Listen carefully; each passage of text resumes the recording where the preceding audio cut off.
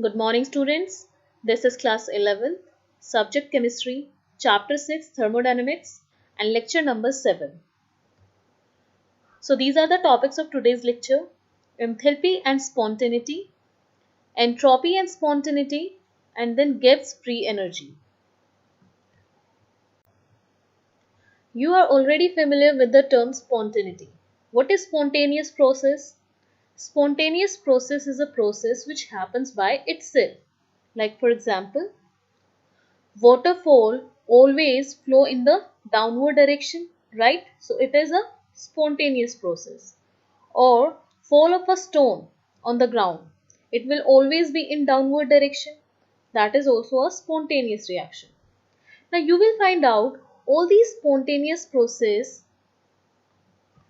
involves net decrease in potential energy. Like when stone fall on the ground, then there is decrease in the potential energy. Or in water flow, when water flow down the hill, then there is decrease in potential energy, right? So from this point we can get this idea that reaction is spontaneous because energy is decreasing, right? So now we will move in this direction. So now we will take example of few reactions which are exothermic in nature. That means the reaction in which heat release, right? So this is Haber process where nitrogen reacts with hydrogen and form ammonia. So this is enthalpy of reaction minus 46.1 kilojoule per mole. So energy released during the reaction. This is an exothermic reaction, and this reaction is spontaneous also. In the same way, in this reaction also, energy releases. So this is also a spontaneous reaction. So from these equations, we are getting this idea that exothermic reactions are spontaneous in nature. But can we say that is decrease in enthalpy a criteria for spontaneity? Can you say it 100% surety? So now we will take more examples. So when nitrogen reacts with oxygen and it forms nitrogen dioxide, in this reaction, heat is absorbed. Okay, that means enthalpy of reaction, change in enthalpy of reaction is 33.2 kilojoule per mole. So this is an endothermic reaction. But this reaction is spontaneous also. In the same way, this reaction is also endothermic and it is also spontaneous. So from these equations, we can say that the decrease in energy may be a contributing factor for the spontaneity, but it is not true for all the cases. Like for endothermic reaction, it is also a possibility that it can be spontaneous like this. So now question arises that what is the driving force in the spontaneous process? What drives the spontaneous process in a given direction? Or in other words, we can say that what is the reason for the spontaneity? So for that, we will compare entropy and spontaneity. You are already familiar with this term, entropy. Entropy is degree of randomness. Okay. So now we will compare degree of randomness with the spontaneity. So here we will take one example in which change in enthalpy is 0. Okay. That means spontaneity is not affected by enthalpy.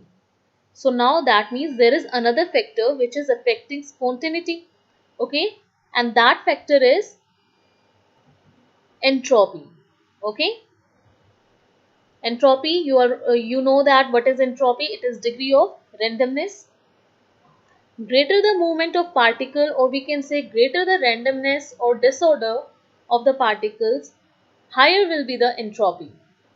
So when atoms moves and rearrange them and react with each other, then what will happen? Then they will result into formation of product. Okay. For a spontaneous reaction, entropy increases till it reaches the maximum point. After that, there will be an equilibrium point, and after that, it cannot increase. Okay. So at that point, we will say that change in entropy is equal to 0.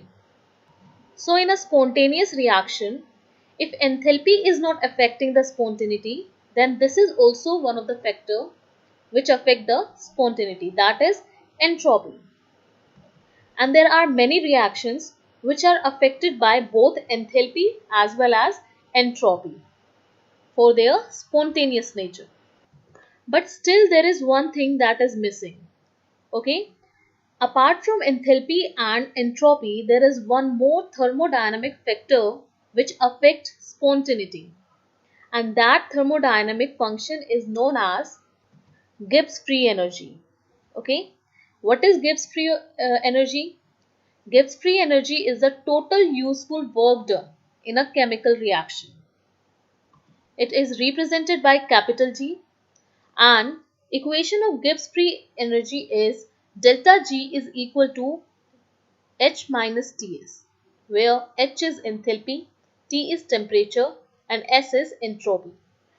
At constant temperature, we can write this reaction like in this way.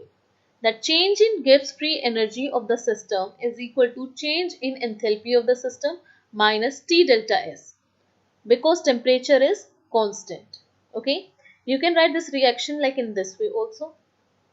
Now Gibbs free energy is a form of energy, so its unit is joule. Gibbs free energy is also known as free energy.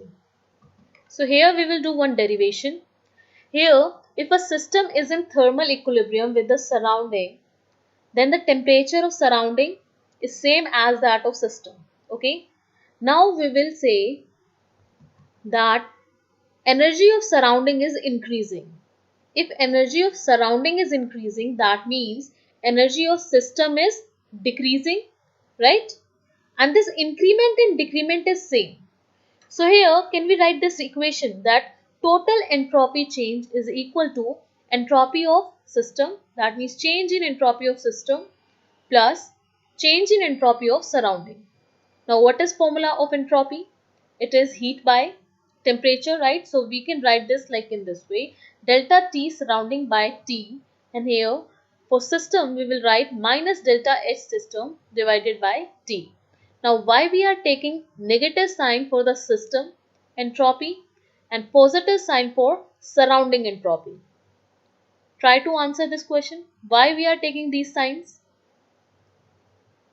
Because as energy of surrounding is increasing, so here we are taking positive sign, and energy of system is decreasing, so here we are taking negative sign. Now the increment and decrement in energy is same, only there is difference of sign. So here we can equate these two. Okay, so that means entropy, change in entropy of surrounding is equal to this and this, right? And this is the equation. So here can we put value of delta S surrounding? Okay, so here you will put this value here. Okay, then the equation will become this. Delta S total is equal to delta S system plus minus delta H of system divided by capital T. Now when you will take LCM and when T is multiplied by delta S total, then what will happen? This will be the equation. T delta S is equal to T delta S minus delta H. You have to take LCM. Then you will get this equation. Okay, when you will simplify it.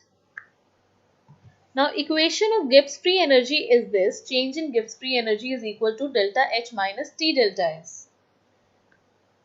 If you will look at this reaction, then you will find out that this is the same value, right? There is only difference of negative sign. So if you will take here minus common, then what will happen? If you will take here minus common, then it will become minus T delta S plus delta H. So this is equal to delta G, right? Delta G is equal to minus T delta S plus delta H. So here we will put the value, and here T delta S total is equal to minus delta G. Now why we are doing this derivation? Because we want to find out when a reaction is spontaneous. So when change in entropy is positive, that means process is spontaneous. That means when entropy is positive, that means when randomness is increasing, then reaction is spontaneous. What if entropy is equal to 0? then what will happen? That means that process is in equilibrium. And if entropy is negative, if randomness is decreasing, that means reaction is non-spontaneous. Okay. From value of delta G, we can also determine spontaneity. If delta G is negative, then reaction is spontaneous. Okay. If delta G is equal to 0, that means it is in equilibrium. If delta G is negative, that means reaction is non-spontaneous. Okay. So from value of delta G, we can determine whether reaction is spontaneous or not. So what are the factors which affect spontaneity? It is enthalpy change, entropy change, and Gibbs free energy change. I hope it is clear. That's all for today, students. I will discuss NCERT exercise question in a separate video. If you have any doubt or queries, you can ask me on my email ID. Thank you and have a nice day.